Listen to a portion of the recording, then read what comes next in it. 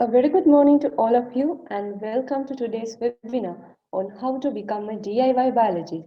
This webinar is hosted by the Biomedical and Earth Science Division of SEDS of Sri Lanka Technological Campus. My name is Chatanika Tatsarani. I am the secretary and moderator for this event. First, let me tell you about SEDS. Students for the Exploration and Development of the SEDS phase is a non-profit organization.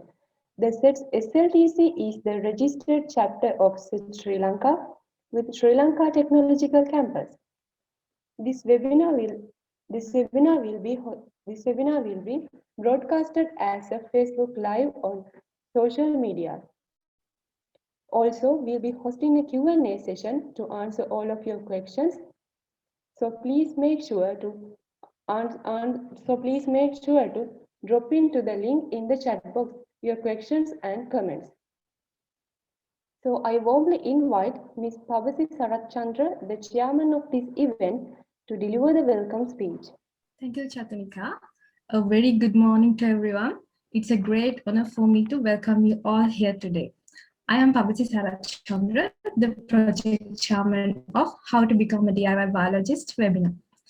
This webinar is hosted by the Biomedical and Earth Science Division of the SEDS chapter of Sri Lanka Technological Campus, Sri Lanka. Biomedical and Earth Science is a newly established subdivision of SEDS SLTC.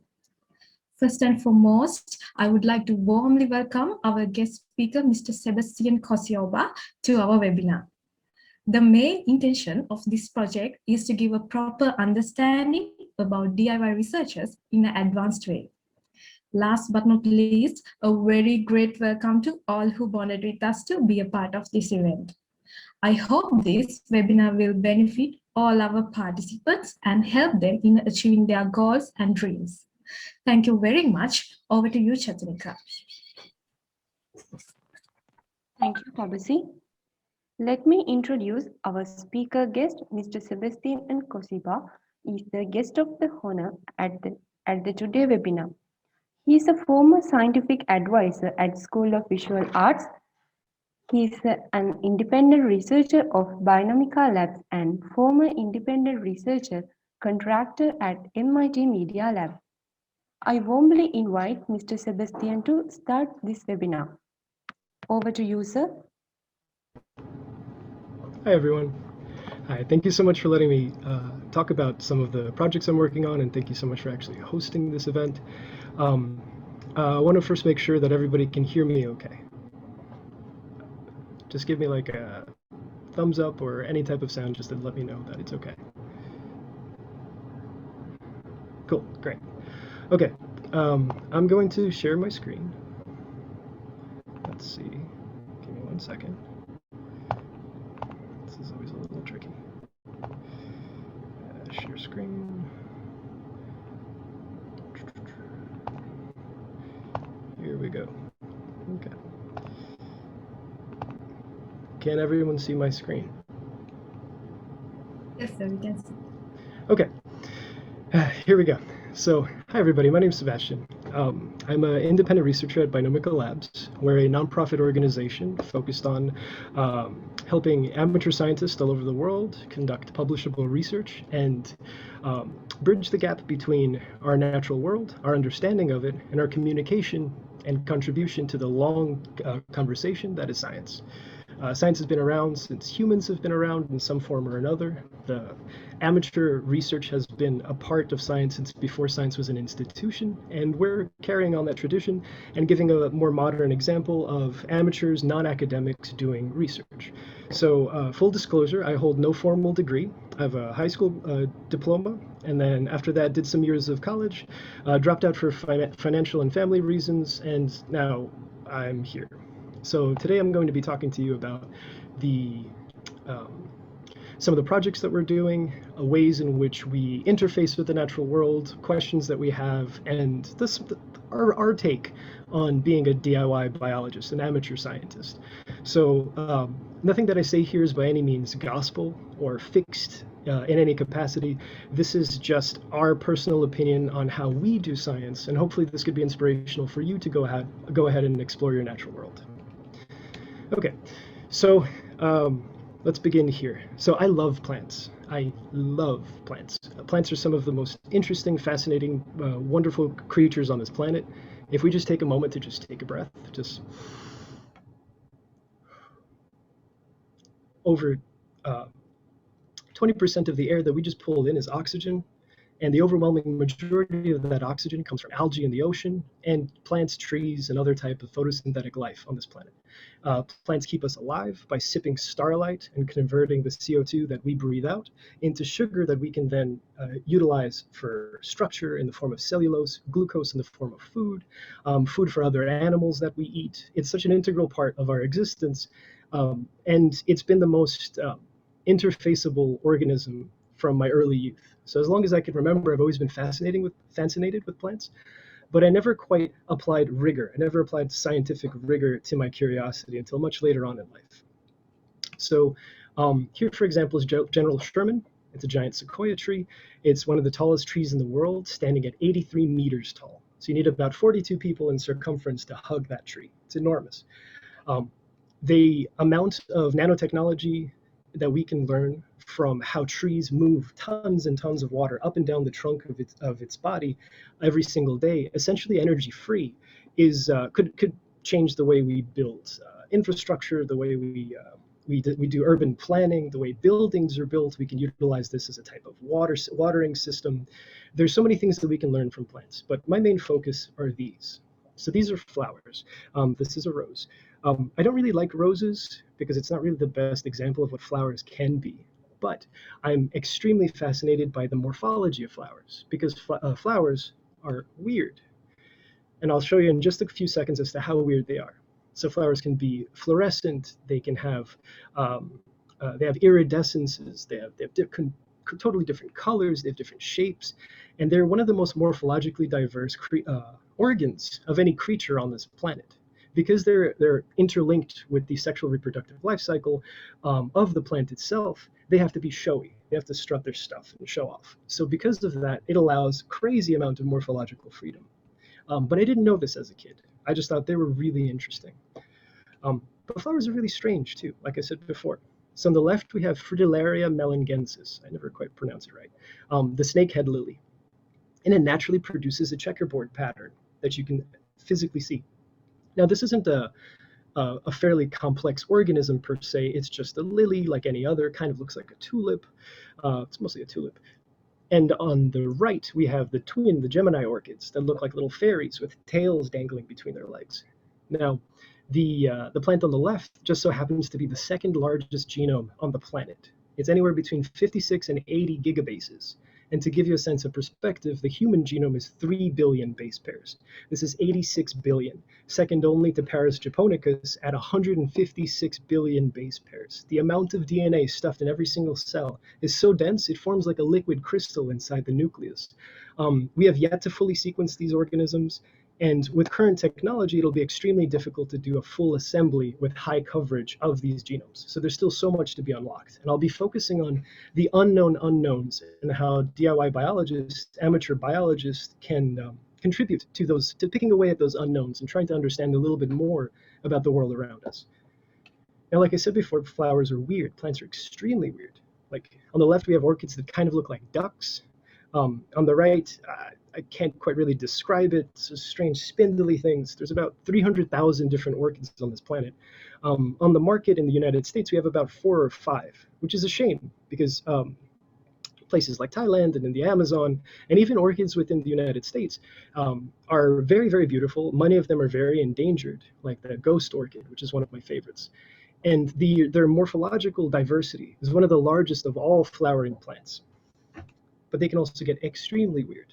Like, what even is this thing in the center? Its petals have its sepals. Well, its sepals are those tiny little leaves on the bottom.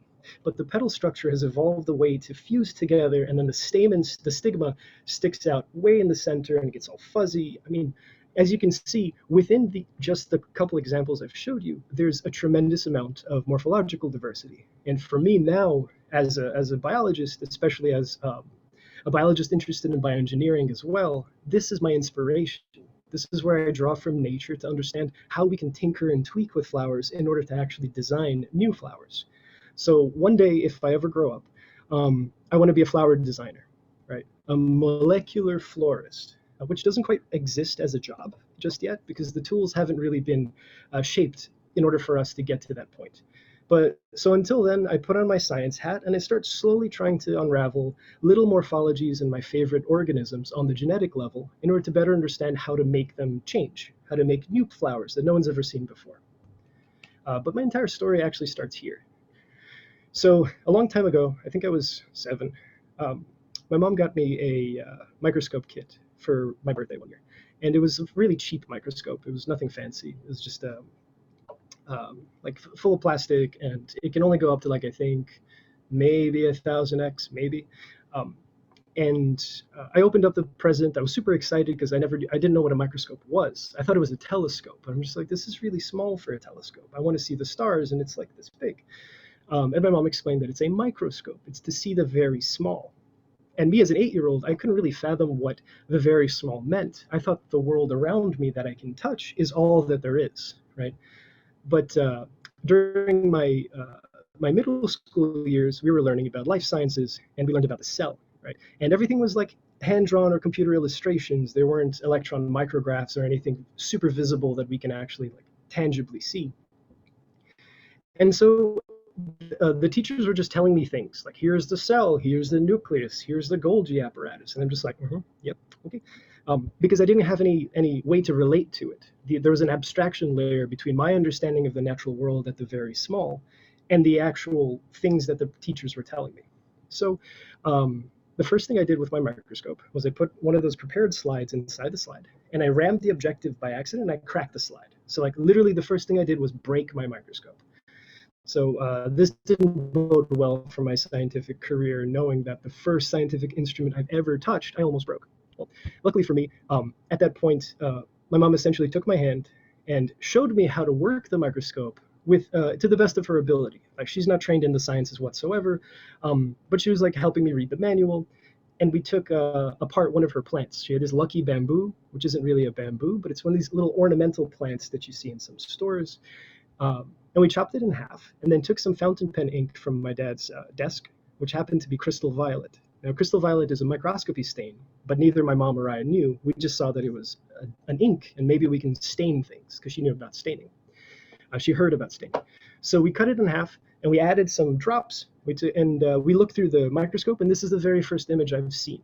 And the first thing I saw were cells, the things that the professor was telling me, the things that build the fundamental units of life, I literally saw with my own eyes, right? So this was an incredibly formative moment for me because I finally put together the abstract concept of learning with the natural world itself. Like, I took the theories that felt kind of a lie to me, like I couldn't really quite believe them, into something that I can verify for myself. And that's a really important theme in science, is reproducibility and verifiability, right? So, but I didn't know at the time. I was just mesmerized by the fact that I saw cells for the first time that I couldn't see with my naked eye.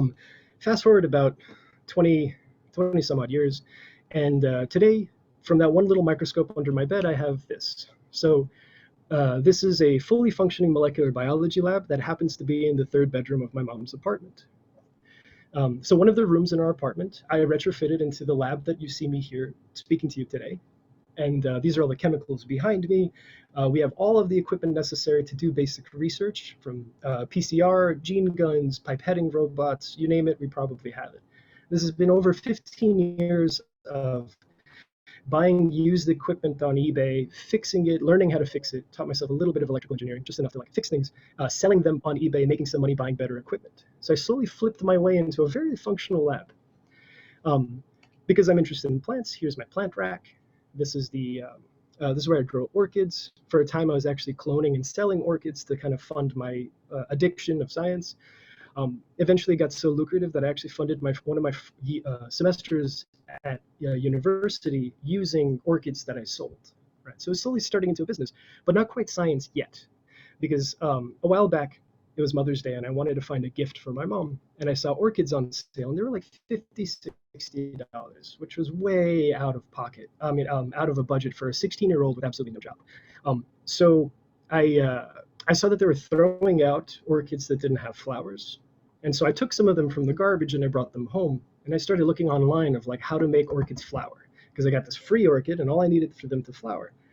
And slowly but surely, I stumbled upon orchid forums with orchid breeders that would do cross pollination. Then I learned about flasking, where you can put orchid seeds in a glass bottle with some media. That was the first time I ever heard of the word media, and that you can germinate them, right? And fast forward a little while longer, and I heard about tissue culture. So I became obsessed with tissue culture, and that's like all I did. I was just like cloning all the plants I could find and try to sell them. Not to try to like start a business, but also like the idea that something that I made, I can actually make a profit from, which is very interesting. But also the techniques, the actual ability to interface with these organisms beyond just looking at them and cutting them, trying to make them grow, trying to make them multiply. All of these concepts are extremely fascinating. But it wasn't until university that I actually stumbled upon genetic engineering as just a concept, and that excited me tremendously. There was all these new techniques and tools and ways in which you can add genes, right? So I thought for a very long time that the genome was constant, that the only way for you to add and subtract genes was through breeding. But it turns out through technologies like agrobacterium-mediated gene transfer, you can use a bacteria's natural ability to transfer DNA and hack that a little bit to put whatever gene you would like. And in doing so, you can modify the plant. And from that point, I said, this is all I want to do with my life. Now, in the meantime, due to financial and family reasons, I had to drop out of school. So I said, okay, I'm out of school, but I still want to do science. So I think I can pursue this forward. So I started doing practicing flower engineering, practicing plant engineering from the ground up, slowly working with things. And in this talk, I'm going to be describing some of the things I've done. So here's my lab bench on any given day. Petunia and tobacco are my two model organisms that I use for genetic engineering. And as of a couple of years ago, I've gotten my skills to the point where I can offer my services to other universities and to other startups as plant genetic engineering and plant genetic engineering consultation. So there's a way for me to sustain myself while I do this. So I was out of school. I've been out of school so long that my credits for college started expiring. So I'd have to go back to school as an undergrad. And that's kind of financial suicide at this point, because the amount of money that I would have to shell out in order to restart my education from scratch is enormous. So I had to look for an alternative to maintain not just a living, but also my pursuit of understanding the natural world, because that's something I didn't want to give up.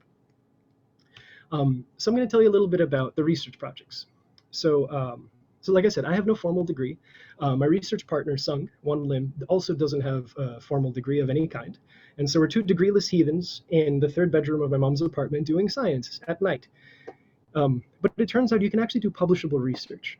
So here's a quick little story of some of the projects I worked on. So here are two images, electron micrographs, artificially colored, of this bacteria called Deinococcus radiophilus, right? So a cousin of radiophilus is radiodurans, which some of you may have heard as being the most radiation-resistant organism on the planet. Well, it turns out that Deinococcus radiophilus is 8 times more resistant than the world's most resistant organism, but it's never been sequenced. It's been known since 1962, readily available at school suppliers as an extremophile example, but not a single one was sequenced. So we thought, there's a novel technology called nanopore, right, from Oxford Nanopore, and they utilize a DNA sequencer that's about this big, about 10 centimeters, and it's a USB-powered DNA sequencer.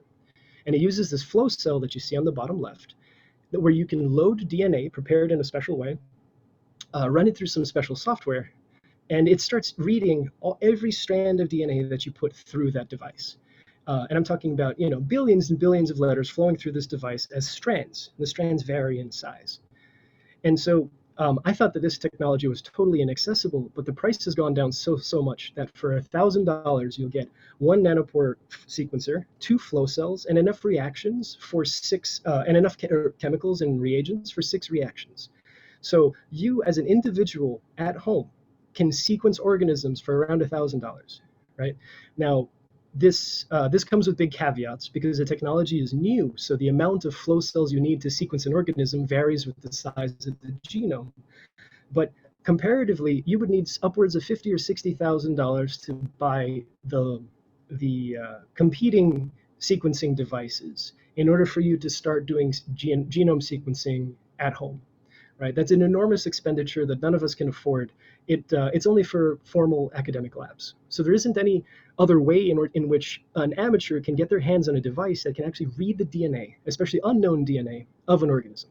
So we got so excited and said, this organism hasn't been sequenced. My research partner is interested in phages, and we've also never, there's never been a description of phages for this organism. So we said, maybe we could be the first to not just sequence it, but find phages eventually for this organism. Because wherever there is life, there are viruses that attack it. There are viruses that integrate themselves into the genome of these organisms. So there must be a bacteriophage that infects Deinococcus. And we thought maybe in the genome, there's signatures of there's like little like traces or histories of old, extremely old phage integration events that could tell us a little bit about what viruses today attack this organism. So here's an example of some of the data that churns out of this device. The letters A, G, T, and C are DNA, of course, and the numbers and symbols are actually the quality scores. And it's essentially a way to measure how certain you are that every letter that you read is accurate, right? So it gives you a quality score, and depending on the symbol, you have very high scores or very low scores, for example. But this isn't human readable, especially not billions and billions of reads, right? I mean, the amount of DNA that you sequence using these devices is enormous. Luckily, modern computers, especially laptops, can handle this type of technology, this type of workload. And so we both don't have any experience in phylogenomics, in genome sequencing, and any of this. So we had to teach ourselves as we went. So as soon as we had the data, we spent upwards of 2 years learning how to take it from strands of DNA into an assembled genome. And so after months and months of just trying to figure out, first crack the cells to get the DNA out, then properly sequence it, and then learn how to assemble the DNA, we actually went from the multiples of strands of sequences that you see on the bottom left as little rainbow lines into contiguous circles, right? Where the biggest one is the chromosome of the bacteria, and the little ones are plasmids. Now we get really excited. This was around December. We were starting to write up our manuscript because we wanted to publish this. This is the first time this has ever been sequenced, and it's sequenced by amateurs. So we wanted to leave our mark in showing that amateur biologists can meaningfully contribute to science. Now, Christmas Day came and went, and on the following morning, I woke up to the fact that we got scooped. So another laboratory sequenced this organism before we did, right? They submitted a paper first. We had the data before they did, but they submitted a paper first.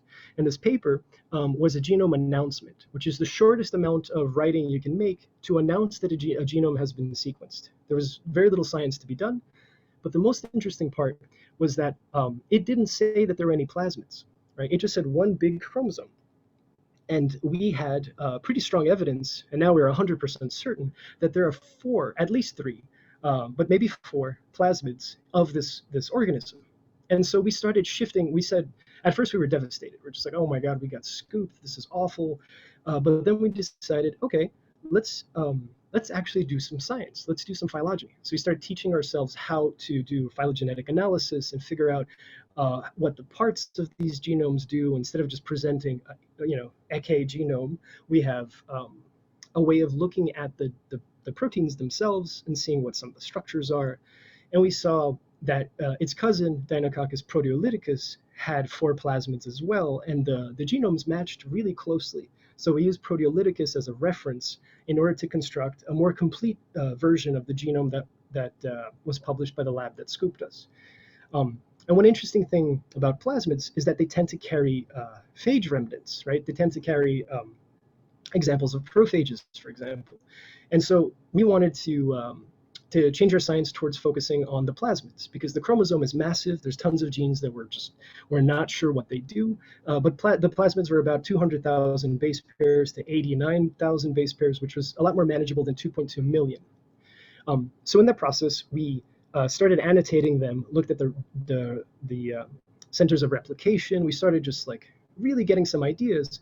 And as of recently, we found some very compelling evidence that at least one of the plasmid origins of replication share identical machinery to the P1 prophage, which was first identified in E. coli. And a prophage is a phage that's been integrated but is either no longer active or just still dormant inside the genome, right? So the replication machinery of this plasmid happens to correspond directly with an alpha proteobacteria phage, right? Rhodobacter, I forget what the name of it was, but it's Rhea, Cronus, and Saxon. Those are the phages that affect this one. And they carry the 10134 protein family for the replication origin of this plasmid, and it's the same replication machinery that's found in P1 prophage. So we said, we culminated all this work into aligning and comparing the genes next to the replication protein in order to compare whether or not these sequences that we see are found elsewhere. And we find these specific motifs where the images on the bottom have color, and those colors can be matched. And those are the two comparatives between Proteolyticus and Deinococcus radiodurans in seeing all the genomic structures there. But more importantly, we started taking broader searches throughout the entire, all the known bacterial genomes, all the reference quality genomes, and we saw that the distribution of this particular replication protein is prevalent across many of the phyla of life, but most predominantly in Deinococcus thermus. So we're trying to figure out, where do these plasmids come from? And that's our big question. And this culminates in a paper that we're going to publish hopefully in the next couple of weeks. And this is the title. And the most important aspect of this title is the very end, an amateur research perspective, right? So we want to not just make science just like every other scientist. What we want to do is also take our own personal lived and learned experience of being an amateur biologist as part of this expedition. We wanted to show how a resource scarce lab, a lab that doesn't have much of a budget, with very little understanding of how these things work, slowly cobble together the skills and the resources necessary to do meaningful science without being a part of an institution. So that's our biggest research project that we've been focused on thus far. Going forward, I had a number of bioengineering projects. That's the bread and butter that keeps my lights on. I do mostly bioengineering work as consultation, but I also do a lot of bioengineering work for myself. So we'll explain a couple of projects. The first one is the beefsteak tomato. So in the United States, there's a cultivar of tomato called the beefsteak tomato, because when you cut it, it looks like marbled beef, like raw beef. Right? It's a very, very dense, thick tomato. You put on sandwiches, you can put on burgers. It's very structurally integral, right?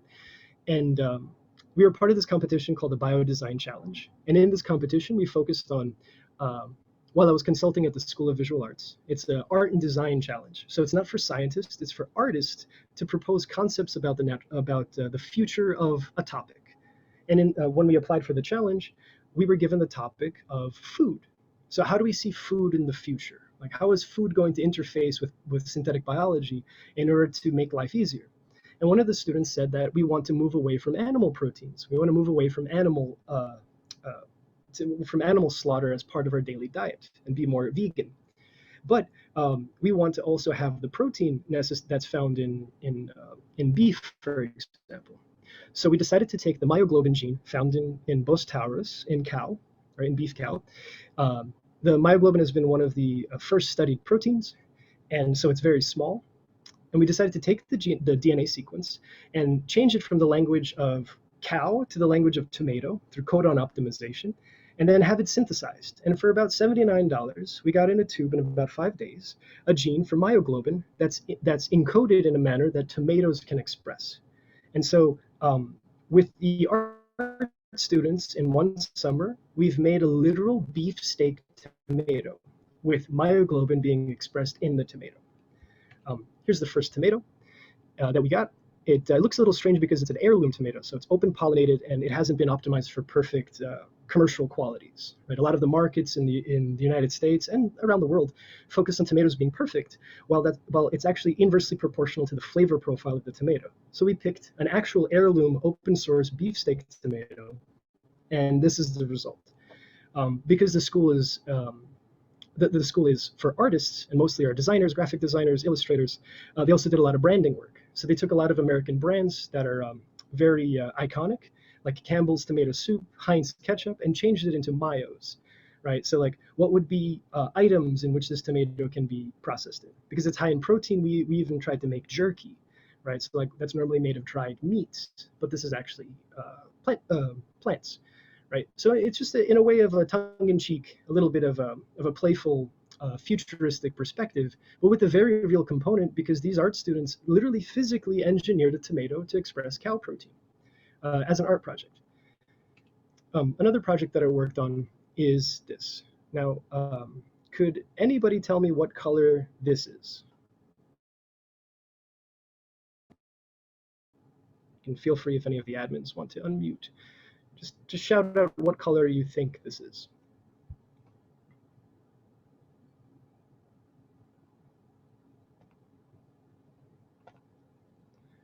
Okay. Personally, I think that it's cool lavender. So it's like a bluish hue. Now, this bluish hue is not quite blue, even though it's more of a violet, a cool lavender. And this was actually the world's first blue rose, right? So a Japanese company called Suntory, funded by a whiskey company called Suntory, teamed up with a flower editing company called Florigene to produce the world's first blue rose using anthocyanins found in roses, tweaking the pH in order for it to be blue. But it wasn't very successful. Now, the real blue rose would have to be blue, undeniably blue. So here in the center is a green fluorescent protein, as well as a blue chromoprotein and several other blue proteins found in nature. And notice that they align almost perfectly, right? They're very high homologies. So there are proteins that are just like GFP being expressed in other organisms. Like on the bottom left is the maxima clam, the giant tropical clam, and its lips are literally blue. So you can reverse engineer from the genome a sequence of something that looks like green fluorescent protein, and there's a very high probability that it'll be blue. So I took this sequence online and I had it synthesized in order to try to make a flower that looks like the bottom right. An actor make a bouquet of these, go to Suntory headquarters in a blue suit, and drop off a bouquet of blue flowers with a tag that says, "This is blue." Now, I'm not really a provocateur or want to troll anybody, but in the process, they've also patented transgenic blue in flowers, which is a little bit of an offense, because you can't patent colors in flowers, even if they're transgenic. So this was a very broad patent, which I feel that there should be contest against. And so this was one way in which I want to protest, right? So it's bioart as a form of protest. Here's on the left, you see the original native protein, which I expressed in E. coli, and it wasn't very effective, so I had to do some mutagenesis using manganese, broken PCR, and eventually I was getting colonies that were bluer and bluer until we had this. So this is the bluest I can possibly blue, and it's a lovely shade, and it's produced very, very very well, and it's super soluble in bacteria. And I've codon optimized it in order for it to be in plants. But I said, okay, here's blue. What if we could do other colors? So I searched the internet and I found red fluorescent protein, MRFP1, this beautiful magenta chromoproteins. I was looking at all different colors, and I saw, I eventually made a couple of yellows. Number 14 is a beautiful one, and I picked that one. And then I was really interested in a way to subdue the colors, right, if I was expressing it in flowers. So I was focusing on black. Now, black as a pigment is rare in many forms. Rare in other forms, except for one of the most common, which is melanin. Now, melanin is a chain of tyrosines that are oxidized, and that the longer the chain, the darker the molecule is. And the more that's being expressed, the darker and darker the pigment gets. It's a dark brown pigment. It's found in mollusks. It's in our hair. It's in our retinas. It's in our eyes. And it defines our skin color, of course, right? Because we produce melanin. There's a question.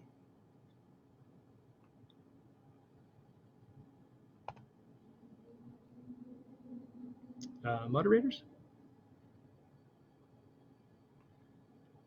Question.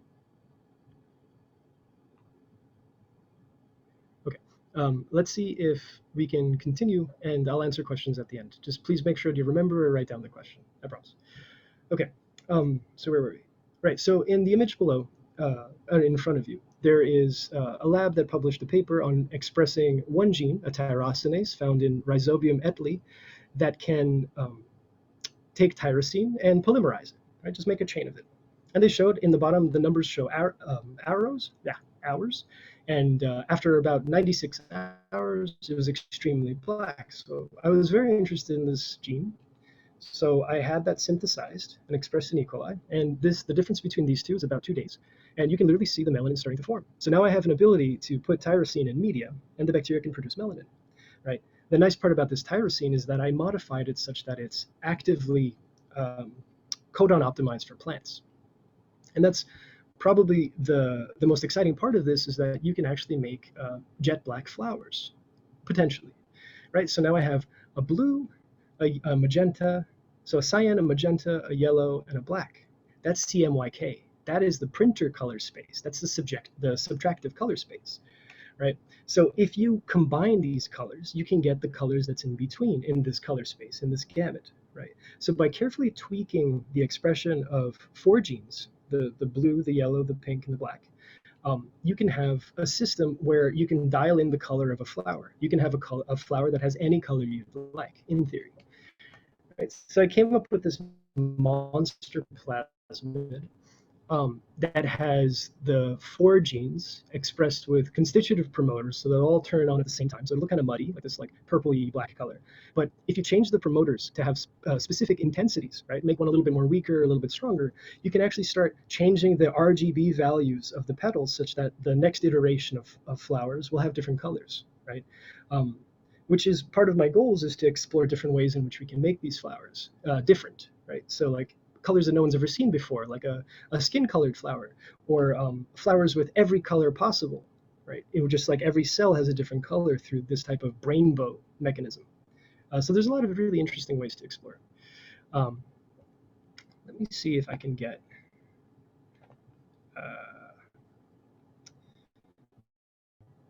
let me see if I can get a chat up in here. Okay, I promise I'll answer questions at the end, don't worry. So I expressed these proteins, and I purified them, and then I started to mix them together in post, right? So I purified these proteins, and by purify I really mean grow the cells, crack them in a little bit of SDS, and clean up the cellular debris. But this is by no means a histag purified nickel column or anything. It's very, very crude. But you can see that by mixing the blue, the red, and the yellow, you can get greens and purples and oranges, and that weird, strange brown color, which is also interesting. And if you put it under ultraviolet or blue light, you get fluorescence colors. And that's a new kind of color space in which you can play with when you're thinking as a designer, right? You're using color theory now to apply design thinking into the biological world. And this was extremely exciting because I'm doing this in my home. I'm not at a university lab, and I have the ability to take concepts in synthetic biology together at the same time in an organism that I'm interested in. This is some of the most empowering technologies that humanity's ever faced, and it's getting so cheap and accessible that uneducated people like myself can actually produce genetic engineered organisms, right?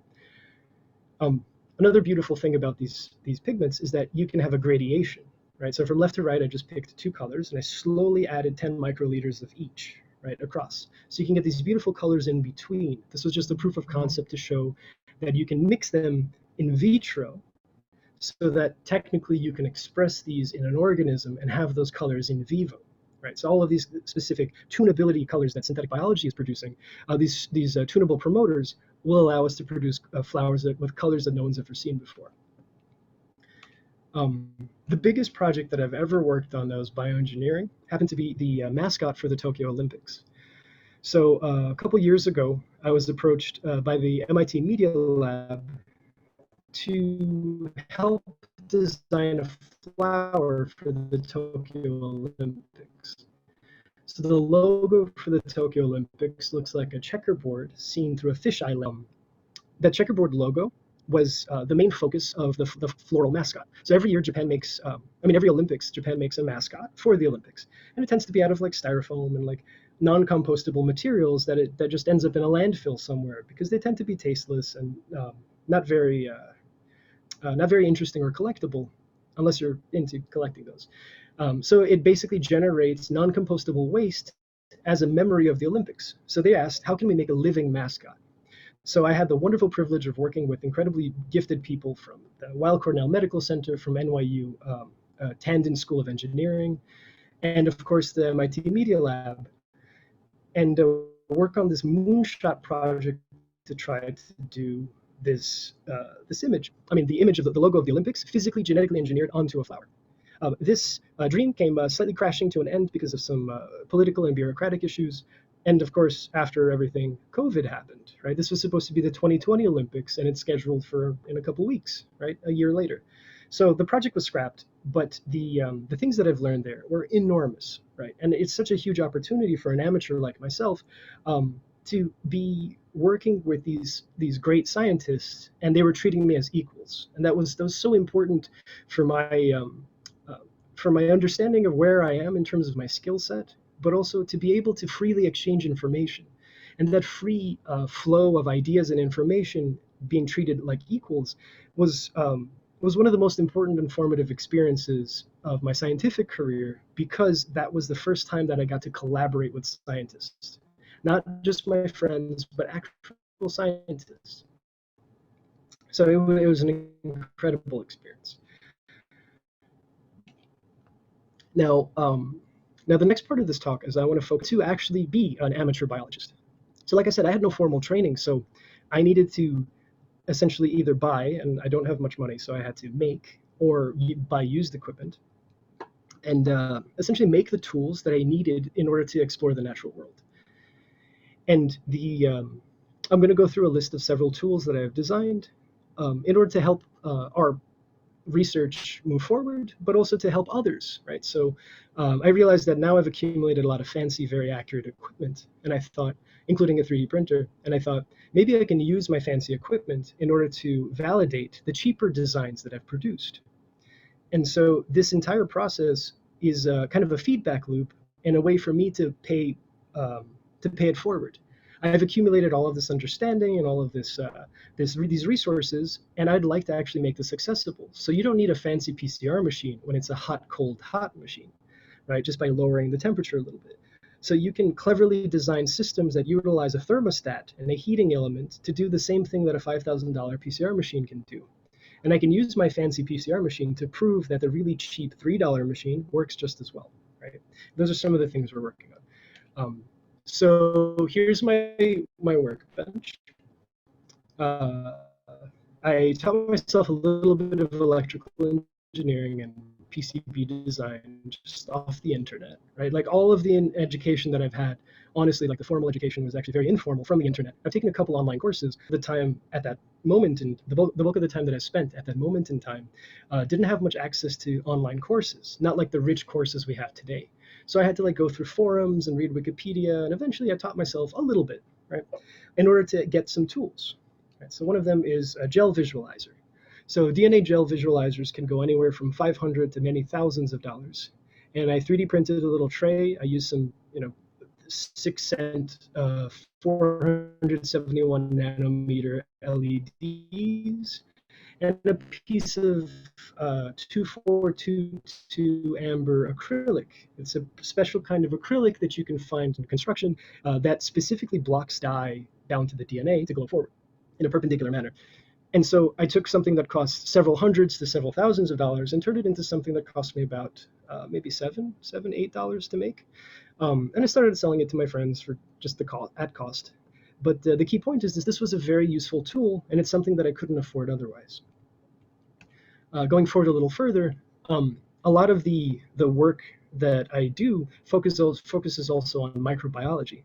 So being able to measure microbes is extremely important. But the tools for measuring microbes, as I'm going to show in a little bit, are also very expensive. But the technology, the actual theory behind it is very simple. You use Beer's law, the Beer-Lambert equation, and you use light, specifically light that is transparent to the media that the bacteria is growing in. In this case, 600 nanometer light. That's where the OD 600 comes from. When you put the bacteria in a cuvette, you start getting different changes in the levels. Now, this is a very crude version. Notice that I drew it in my notebook, cobbled it on KiCad, 3D printed the structure, and tested it out with some cuvettes and some oxalic acid precipitate on my bench.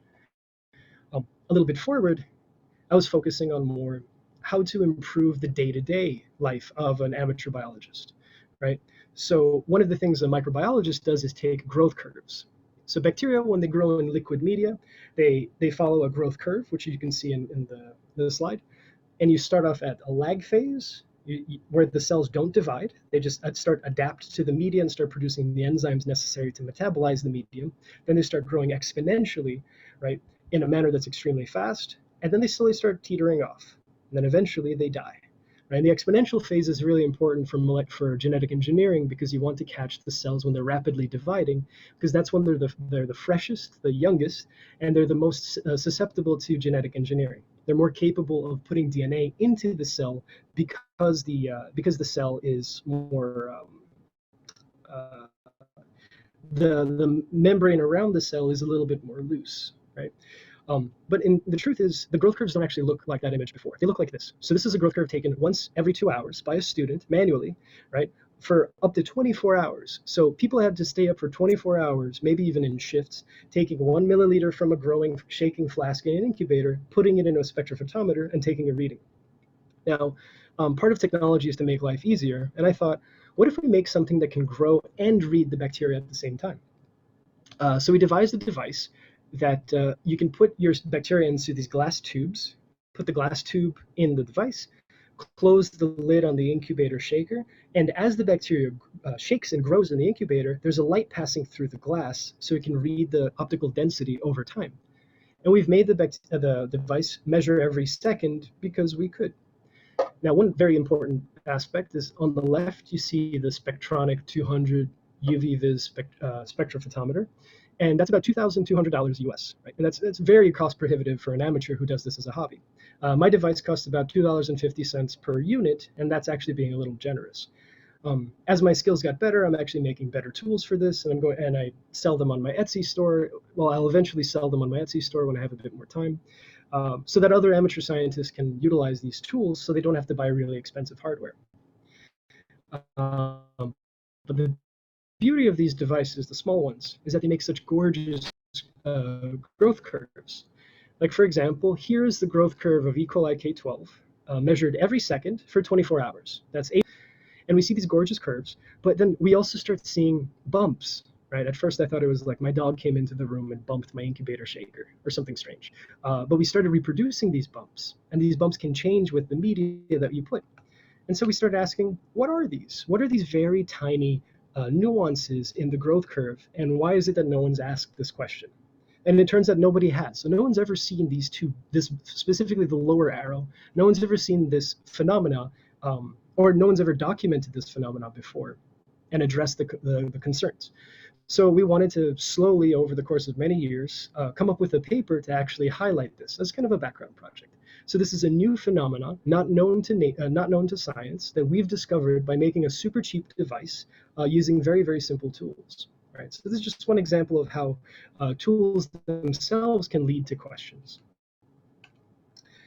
Another thing that's super important in biology is measuring DNA. So I wanted to take apart my super expensive and fancy DNA reading spectrophotometer that uses a special dye and a special LED and break it down to its fundamental components such that you can read DNA for extremely cheap. This device, if I actually get it to work properly, and there's very good indication that it will, cost about $9 US versus a qubit which costs $3,000 or a nanodrop which costs $10,000 US. That's enormous, and I'm very fortunate to have a nanodrop, but that's because I found one on eBay for extremely cheap with a blown fuse and a little bit of difficulty, and I managed to fix it to get a functional unit. So with this fortune, again, I want to pay it forward and make a device that's extremely cheap that can do the same job, or good enough for the practices that you're interested in. Another device that I worked on is a way to do mutagenesis using methylene blue. Methylene blue, when exposed to red light, produces free oxygen radicals, which damage DNA. And if you change the light intensity and the duration just enough, you can mutate the DNA take a gene that you PCR, put it in a tube, add methylene blue, turn on the red light for a certain amount of time, lower the intensity of the light to whatever you need, and actually start changing, doing like unsupervised undirected evolution, and see what happens. if you take one of the colors that I worked on prior to, one of the pink chromoproteins, and put it through the system, which we're testing, you can get different colors that no one's ever seen before, which you can then publish and contribute a tool to science. Here are some results of how the methylene blue, when you expose to too much red light, can actually destroy the DNA to the point where there is no more DNA. It literally obliterates it, right? So depending on how much you express it, how much you expose the DNA to the light and the methylene blue, you'll get different levels of the actual degradation, right? So we're playing with the intensities in order to get the right amount of mutagenesis. A really exciting project, and I'm super interested to see where this goes. Now, on top of hardware tools, we also have wetware tools. So molecular biologists work with plasmids. These plasmids, a lot of them come from PUC19 and PBR322 origin, which are used in universities in California in the early 80s, which were designed there.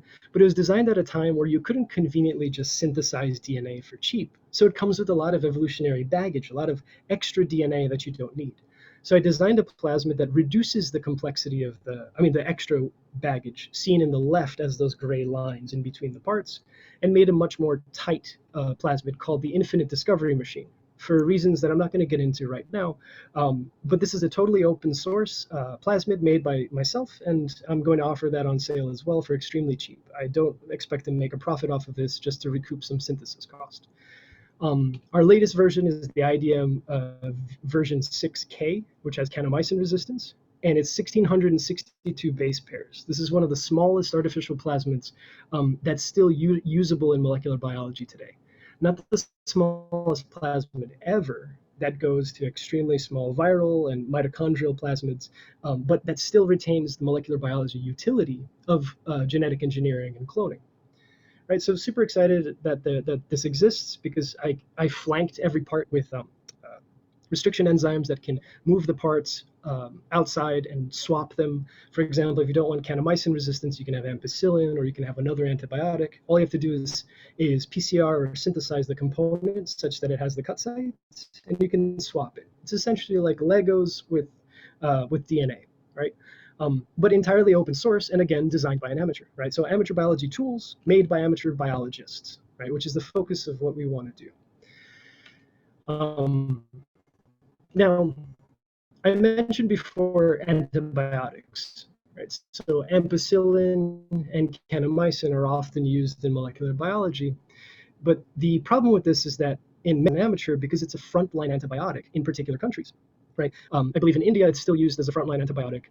In the United States, because we overprescribe ampicillin, it's almost useless. There's a couple medical cases that are still effective against using ampicillin, but most of the wild-type pathogens have developed a resistance, right? And superbugs, hospital bacteria that are resistant to many antibiotics, are becoming more and more of a threat. So as an amateur biologist, we also have to be environmental stewards. We have to be responsible for the environment around us.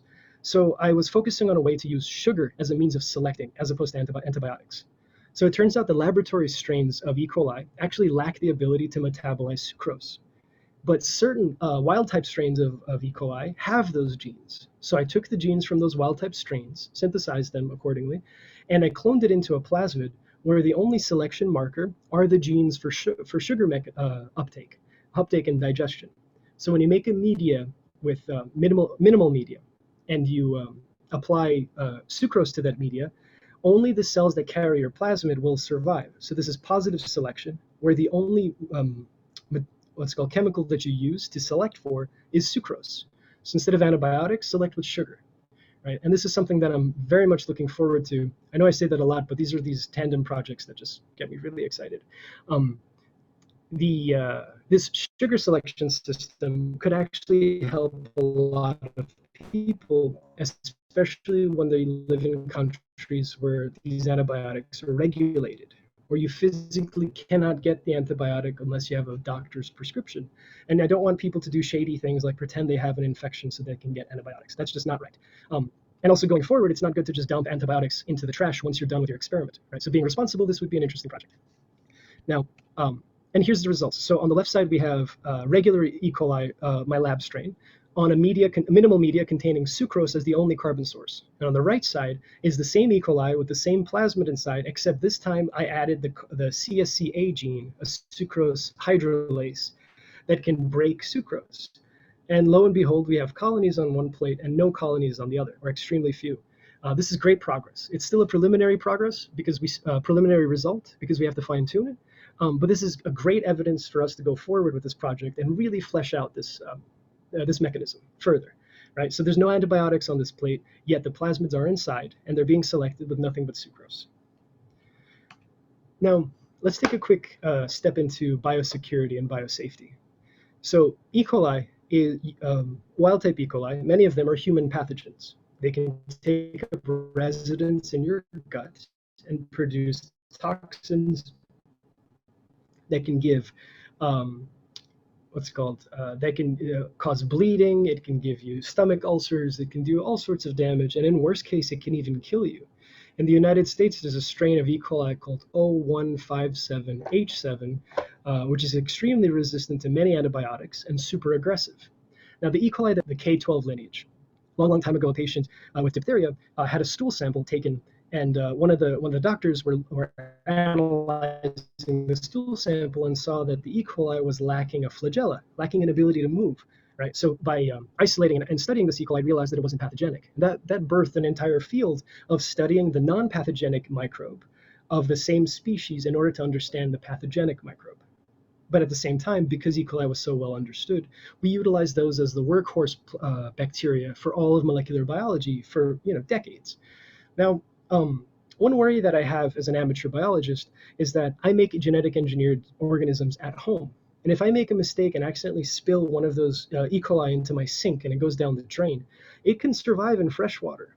And that's a really big problem because then it starts trading those antibiotic resistance genes of their plasmids with more pathogenic strains, right? With other E. coli or with other pathogenic microbes. And this is a problem because we don't want to actually make the problem worse. We don't want to keep contributing to both antibiotics and antibiotic resistance in the environment. So my research partner became really interested in one microbe called Halobacteria salinarum. And you can see here in these images, these big ponds, these big pink ponds. They're called salterns. And they're extremely high concentrations of salt in them. And one of the few organisms that can survive in the salt is this microbe. What's interesting about this microbe is that if you take the microbe out of the extreme salt and put it in distilled water or fresh water or even marine water, 35 grams per liter, it'll actually explode. Right? The cell cannot survive in the freshwater environment of our lives. So if I were to spill halobacteria down the drain, there's a very good high likelihood that it will not survive and it'll just explode. So this allows a particular barrier of protection of the from the environment to protect the environment from what we make. So we're designing the same exact sucrose mechanism in halobacteria, in order for amateur biologists to utilize a much more safer strain that is absolutely not pathogenic, has never been pathogenic to humans, and is inherently air-gapped by the fact that we don't live in 250 gram per liter salt, right? That's an enormous amount of salt. So doing an analysis on its genes, we saw that Halobacterium salinarum, as highlighted by the blue arrow down below, is actually lacking the sucrose genes. It's also lacking some fructose genes, but we'll get there.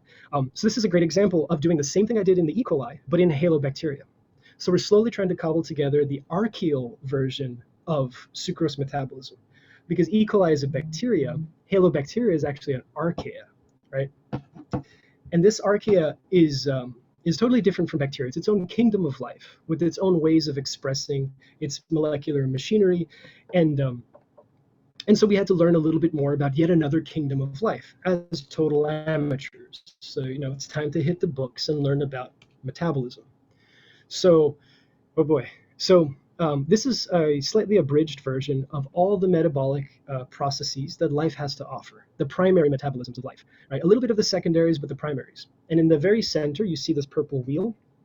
That's the citric acid, the citric acid cycle, aka the Krebs cycle, the main process in our mitochondria that produces through glycolysis ATP.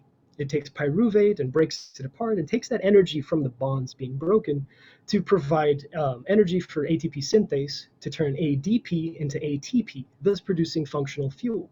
And then all the other byproducts, like for example, amino acid biosynthesis is in here, different types of starch metabolisms. And for me, what's really interesting is the pink pathway in the center that I highlighted. That's the sucrose and starch metabolism pathway. So I'm interested in the genes that halobacteria, the archaea, utilizes in order to import sucrose and metabolize it. So on the left is the EMP pathway, right? The glycolysis pathway of archaea, and which corresponds to a lot of the glycolysis of regular bacteria and most of life. And on the right are the 3 genes that are missing from this equation in haloarchaea, in halobacteria. So I'm going to synthesize and add these genes specifically to the bacterium to try to get the bacteria to eat sugar for the first time ever. And if it can eat sugar and it lacks 3 genes, it has essentially, this is roughly speaking, 3 times the less probability of it spontaneously being able to spontaneously become capable of metabolizing sucrose, right? So this becomes a very, very strong evolutionary block where if you take these genes and put them on a plasmid, the halobacteria will not survive without this plasmid, right? So it gives a lot of evolutionary pressure to maintain the plasmid inside, which is the main point of antibiotics, right, in genetic engineering. So by utilizing these tools, we're focusing on making an extremely biosafe and antibiotic-free ability to genetically engineer organisms.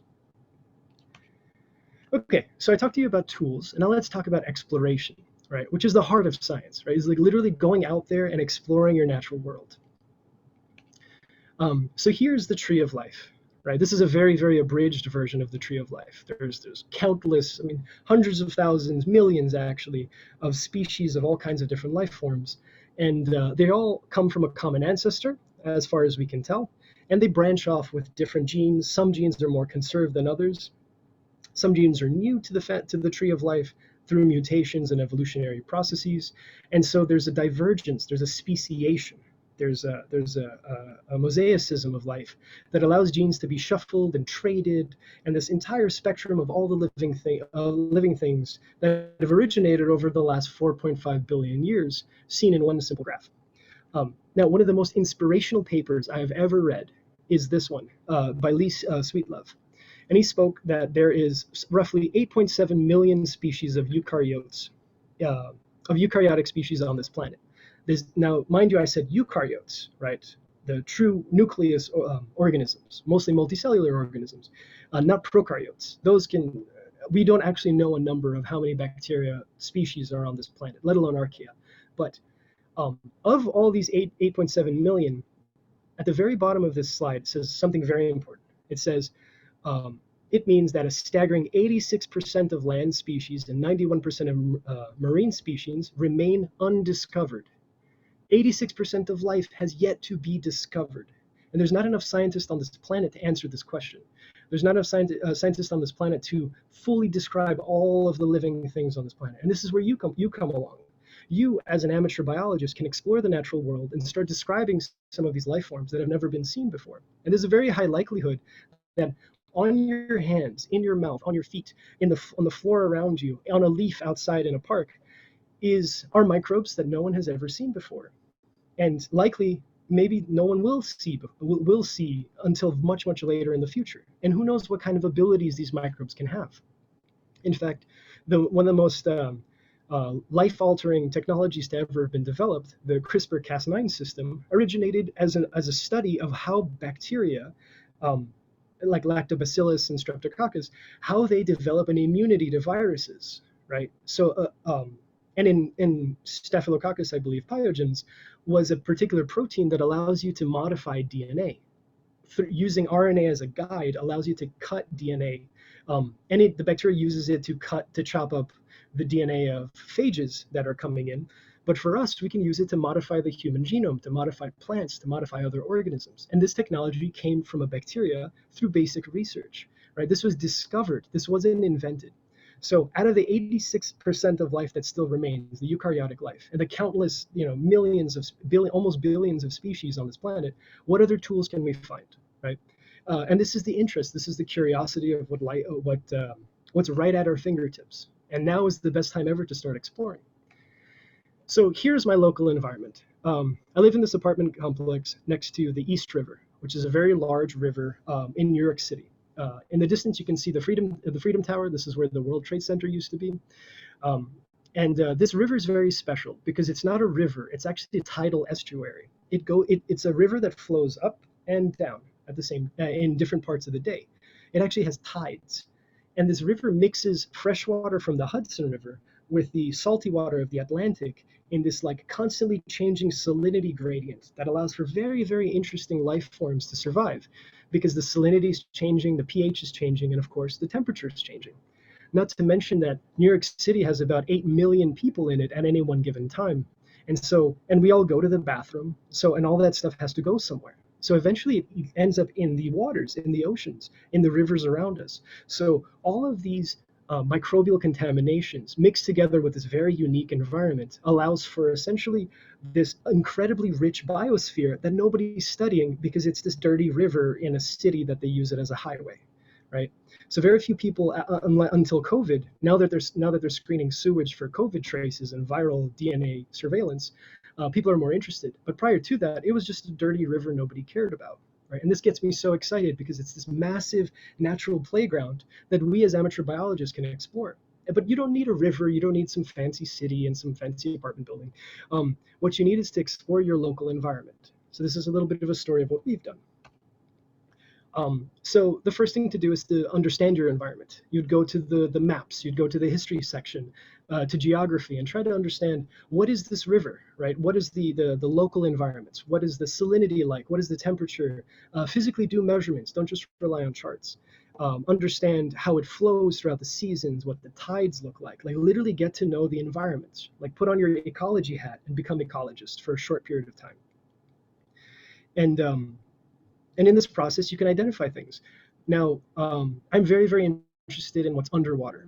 So we saved up our money, me and my friend, excuse me, and we got an ROV. And it's a very small remote operated vehicle. We got for about $300 something on Amazon. It was pretty expensive, but it's worth it because with the cell phone, you can control an underwater robot. So in the middle of the night, we went to this river and we started exploring underwater. Right, just to see, because it's so murky and it's so dirty that you can't really see much with the naked eye. But nobody's really interested in it, so no one's actually mapped this floor, the riverbed, for over 20 years. We don't know what's changed. And I have some videos on YouTube of some of the night dives we've done. And I took one picture that was really interesting because I thought that this river would be full of garbage and potentially dead bodies and a bunch of car parts and stuff, and mostly just dirt. But we actually found that it's thriving with life. There's corals in this river. There's sponges. There are these strange creatures, which I highlighted in red, which is this like moving algae that have these little white plates on them. And I still can't find a species identifier for it. So we're actually hacking together tools to attach to our robot to try to take samples and maybe sequence those. I mean, I'm pretty sure that these are organisms unknown to science. And that's a fairly safe bet to say because, again, this river hasn't been scientifically explored maybe ever. And this is just like 7 blocks away from my house. We just walked to the end of the walkway and threw out a robot and we just took videos. But you don't actually have to go outside to explore the natural world. So here's something very interesting that I found literally in this lab. Right? So here's a shot of my grow racks with a bunch of jars with beakers of different plants growing at different rates. And one of them is this mangrove plant, which is a natural desalinator. And I'm super interested in how plants survive in very salty environments.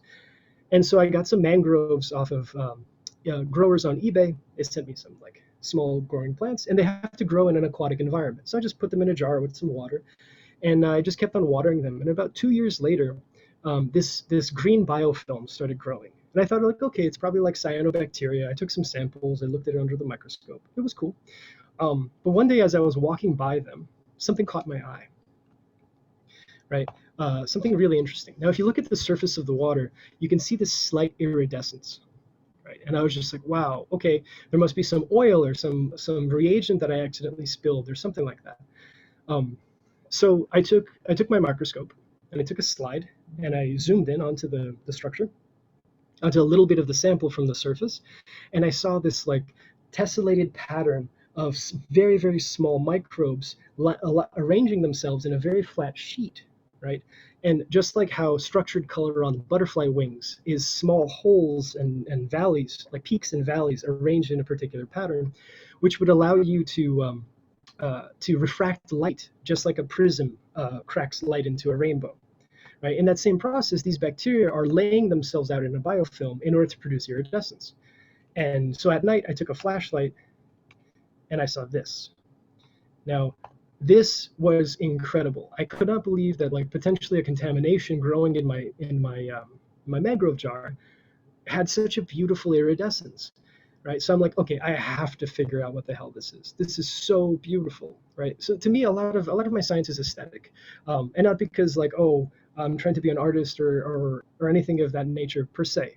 Maybe one day, but I do like things that are beautiful, right? I'm attracted to beautiful things just like everyone else is, and so if I can find such beauty, literally right there, like 3 meters away from where I'm sitting in this jar has this like beautiful organism. I really want to understand it.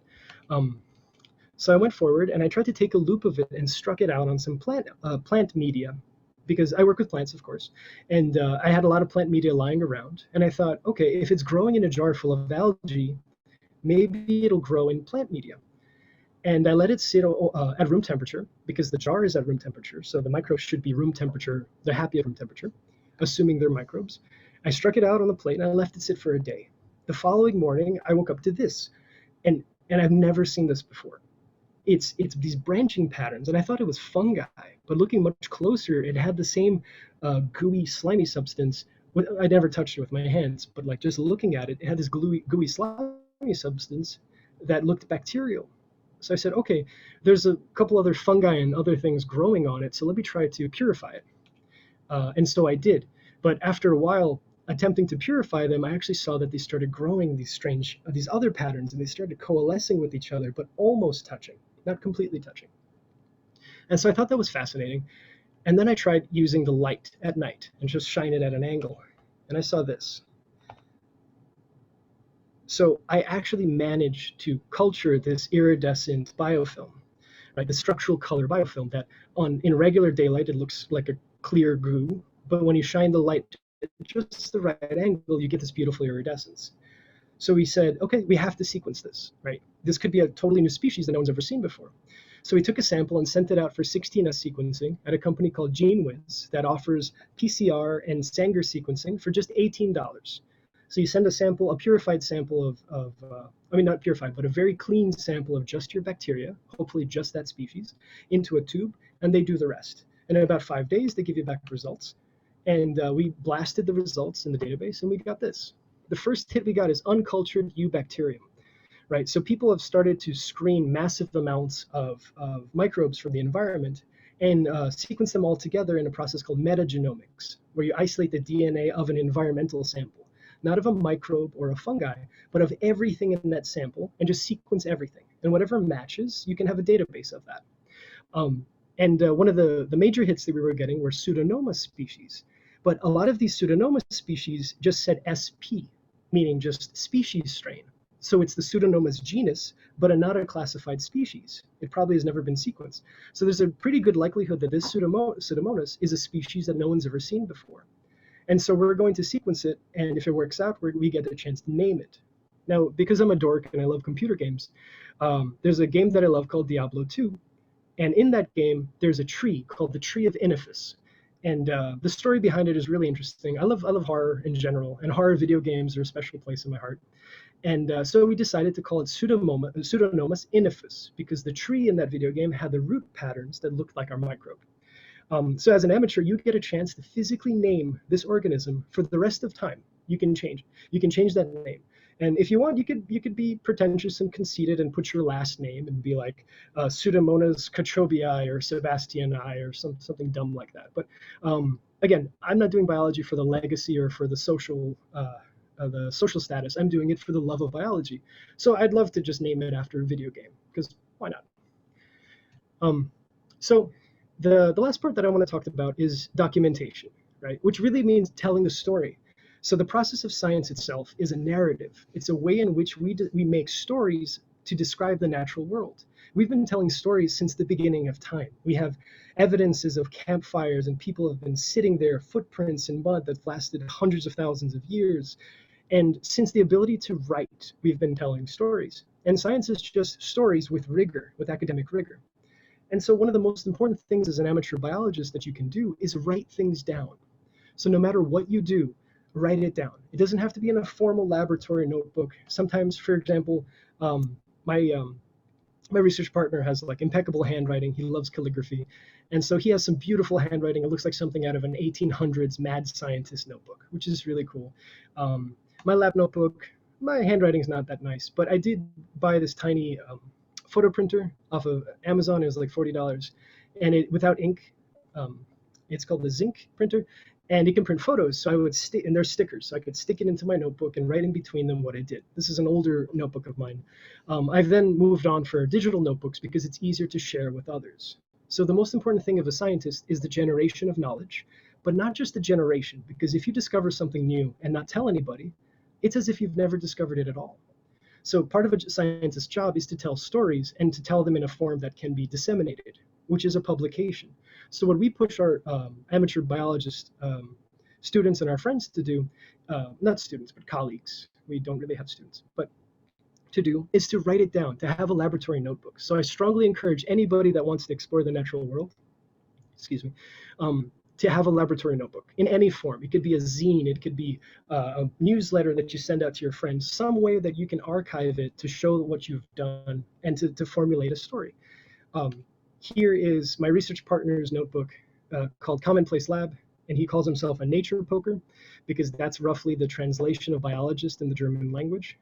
He's Korean, but we were just looking for like fun ways to describe biology, and nature poking, literally like poking nature, is kind of funny. And I like that type of levity because you don't have to be all furrow-browed. Oh, I'm a scientist. Oh, everything's serious. You can have fun with it and still have meaningful results, right? Like here's my lab notebook, and I keep it as an open Google Doc. So on my social media account, there's a link. No matter what social media account it is, there's a link to my open lab notebook where I've been writing in. And as you can see on the very right, it says 180 out of 428. So in 2019 to 2020 alone, I've written 500 pages of all the things I've been doing, right? And I keep very detailed lab notebooks. And that's the most important part, because who knows who will be reading it. I've gotten emails from people saying, thank you so much for writing in your notebook. You've helped me understand techniques that I would otherwise not understand. I wanted to try this as well, but I wasn't capable of because I didn't have visuals, right? So pictures are worth 1,000 words.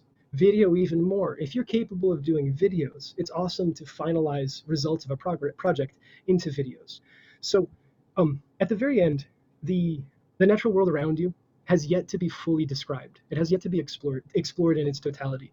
This world is full of alien life waiting to be discovered, and it's entirely in your hands to be able to actually explore this alien life, document it, and tell stories just like our ancestors did 100,000 years ago. So thank you so much. By the way, this is my Instagram and Twitter. It's a tiny green cell. Feel free to follow me on that. I'm also on Facebook, where I post a whole bunch of stuff there.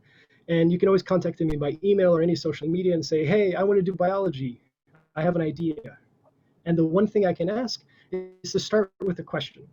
No matter what you do, no matter what your interest is, start with a question. So thank you very, very much. Thank you, sir. It's an amazing session, and I think today's webinar was full of knowledge and interesting things. Then now is the time to start Q&A session. If you have any questions, please drop into the link in the chat box. So we have received some questions. Okay. The first one is, what are the social, ethical, legal implications of DIY bio or home genetic engineering? Okay, so genetic engineering is very regulated depending on what country you live in. In the United States, there is no law that says you can or can't do genetic engineering at home. There is a law for release, so you cannot let anything that you grow in your lab cannot be released beyond this point. So it can't leave the threshold of your lab. It also cannot be put on public transport, and it can't be transferred across state lines. That's the biggest discrepancy. I mean, that's the biggest violation. That's considered a federal felony, and it can get jail time. So there's particular regulations, and they vary from country to country. But what I try to focus on is that genetic engineering is not the only way to conduct science, right? There are many, many other ways, like I talked about, the exploration aspect, which I find way more interesting than engineering. Now, more often than not in countries, the amateur at-home genetic engineering is either outlawed entirely or strictly regulated. So it's best to practice it in an academic environment. Now, in the United States and in many other countries, there are things called biohacker spaces. These are community labs run by PhDs that are able to address the safety and the biosafety and the risk concerns while allowing average people to come in and utilize their lab like a gym membership. You pay a very small fee, and in doing so allows you access to laboratories. And more of these biohacker spaces are popping up every day. And I would strongly encourage people to look in their local towns and local cities to find a biohacker space. And if there isn't one, make one. Any other questions? Yes, sir. How can we contribute to preventing COVID-19 through DIY Biologist? Okay, so first off, I'm no virologist by any stretch of the imagination, and I don't want to pretend to be one. It's beyond my scope of understanding, and anything medically related should not fall into the hands of amateurs per se. If your country is severely lacking the resources to do screening, you can team up with formally trained scientists to try to assist in any of their practices. But because it's so important to not make any mistake whatsoever in the process of testing and obviously the therapeutic aspect of COVID-19 treatments, that's best left to the professionals. So I would strongly discourage any amateur biologist to pursue medical or virology related practices unless it's viruses that infect bacteria. Thank you, sir. There is another question. What Sure. is the career path as DIY biologist? What is that? I'm sorry? What is the career path as DIY biologist? Okay, so this is a common aspect.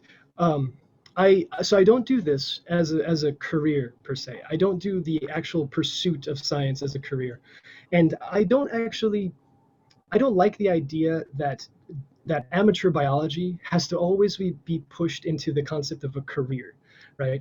I consider this a hobby. I consider this a personal interest, just like reading or surfing or skateboarding or any other type of physical activity. This just happens to be an intellectual activity. So if you want to have a career in the sciences, by all means, go to a university, get a degree, and work your way through academia in order to have a professional standing.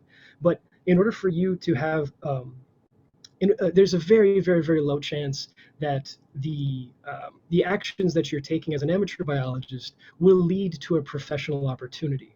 Like my situation is extremely unique on the professional side, that I got a chance to work with some incredible institutions, but by and large, this is an extremely rare chance. You're better off buying a lottery ticket. So in your explorations, you can publish your science, you can work with other academics, but the chance of getting a lab spot because of your work is very slim. So I wouldn't consider, if you're pursuing do-it-yourself biology and amateur biology, I wouldn't consider it a career move. I would say keep this as a hobby. Okay, sir. So if we can synthesize different color pigments from other organisms and make a pigment out of it and make it very bacteria soluble to integrate with flowers and other foreign species, I think it is wondering, is it also possible to maybe synthesize a new breed of trees who have maybe the genome of Photobacterium phosphorum, like bacteria which are Biomedical, who already live in a symbiotic relationship and glows in the dark to make some radical idea like tree lamp trees? Okay, so that's actually a project that a couple of friends of mine in the amateur biology community and the plant engineering community are focusing on. So there was a paper in last year, September, that showed sustained autoluminescence of plants. So they took genes from glowing fungi and genes from luciferase genes from, I think, firefly, if I remember correctly, and produced a whole pathway called the caffeic acid pathway to allow for the recycling of autoluminescent systems. So it takes the same luciferin luciferase, a similar luciferin and luciferase complex found in photobacterium, but this one's actually from fireflies, right? So lightning bugs, and express that glow. And this was the first time ever they produced a sustained glow, and they didn't patent those genes. So the Stanford Free Genes program offers these genes for free, physical DNA of these. And if your country allows import of these genes, you can work with them. There's been several cases where glowing plants were actually made, and you can actually synthesize the genes necessary, couple them together, and make a plant glow. One of the key issues is that plants are extremely low energy life forms, and glowing is extremely expensive, something like 16 ATP per luciferase burn in order to make the glow happen. So it's so energy consuming. It's like I give you $5 to buy food, and you spend half of it on fancy shoes, right? Let's say you just found some like cheap shoes. By spending that extra money, that extra energy, you have to choose between eating and surviving. So chances are you're not going to be as bright, right? It won't be as bright enough to actually have street lamps, trees, the equivalent of street lamps. It's very difficult for plants to actually accumulate the energy necessary to waste frivolously on things like glowing. But if you're able to recycle that system, like the Russian team produced last year, you're capable of harnessing that glow so that you can see it with the naked eyes. Although, from what I've seen in the paper, the glow is actually very faint. Okay, thank you, sir. There is another question. Sure. What are the risks of biohacking and DIY biology? It is the question. Okay, the risks. Okay, so life is dangerous, right? That's the first tenet here. Life is not safe. We try to make it as safe as possible, and part of that is understanding good laboratory practices. So there are the same risks in a regular molecular biology lab as it is in an amateur lab. Though, if you do your studies and you focus on ways in which you can mitigate some of these risks, you can make it a lot safer. Like, for example, when you're exploring microbes in the world around you, not all microbes are safe. Some of them are human pathogens. But these microbes need to use certain components of media in order for it to actually grow. So one thing that I would suggest is to use media that is autotrophic, that forces the organism to biosynthesize their own amino acids, and that decreases the chance of any microbes that are heterotrophs that rely on decaying tissue or are parasitic to humans or pathogenic to humans. You reduce the chance of growing those nasty organisms. There's always a risk that you can grow those. That's why the first thing I recommend is treat all of your petri dishes. Wear gloves, wear a mask, work in a safe environment, work in a dead air box, which is like a clear box with the air is not moving, and work with the smallest culture vessels possible. Don't grow a ton of whatever you isolate. You notice that when I was growing, I was using very small, about like 6 to 8 centimeter petri dishes, about 60 millimeter petri dishes, to minimize the exposure to something that could potentially be a pathogen. Now, I don't want to limit the exploration for fear of pathogenicity, because if you're of average health and you don't have immune deficiencies, chances are you're not going to get sick from what you discover. But if you do have immune issues, or someone in your family has immune issues, you have to be extremely careful. And it's best to do this in a controlled environment. And this is why I recommend biohacker spaces, right? The risks, like I said, are no more than any other biosafety level 1 laboratory, formal laboratory. And one thing that would be really helpful is to go online and look for biosafety seminars, right? Free ones, the ones that have been pre-recorded, webinars on biosafety, and familiarize yourself with the risks that are inherent to a biology lab and learn how to mitigate those in your own practice. Because there's no difference, if you're doing science and you're doing it right, there's no difference between a formal molecular biology lab and a home molecular biology lab. So follow whatever regulations your local, state, and federal governments require. And on top of that, also use common sense. don't put things in your mouth, treat a laboratory like a special place, don't have food in your laboratory, wear closed-toed shoes, wear gloves as often as possible. Just follow just standard laboratory hygiene, and I'm pretty sure you're going to be all right. Okay, thank you, sir. I think it is a grateful Q&A session. And sir, there is no more questions, so we can move to the vote of thanks. Now, I warmly invite Mr. Ranmal, the Vice Chairman of this event, to deliver the vote of thanks. Thank you, Chatanika. First and foremost, a big thank you to Mr. Sebastian for his efforts towards learning how to become a DIY biologist. We are all inspired by your great words. I extend my thanks to our honorable chief guest, Mr. Sebastian, for taking time from his busy schedule to grace the event. Thank you for inspiring and encouraging us with your words on this special day. Last but not least, I would like to take this opportunity to express our heartfelt gratitude to the Mr. Nanda Gunawardana, the senior advisor of SEDS SLTC, and all the executive board members of SEDS SLTC for giving their massive support to conduct a successful webinar like this. Finally, my heartiest thanks goes to the members of the Biomedical and Earth Science Division, especially over the last few days, to make this webinar a success. Thank you everyone once again for making it a great success. Over to you, Chatanika. Thank you, Ranmal. I think today is a wonderful day. It gave deep insight into the topic and also revealed some interesting facts. So due to time constraints, we have to end this webinar. Have a nice day until we meet again. Special webinar like this. Thank you to everyone who joined us, and thank you so much, sir. And there is a small request. Sir, can you please join to the breakout room? Sure. All right, and thank you again for everybody for coming, and thank you for the organizers for the opportunity to talk. Thank you so much. Okay, sir, thank you.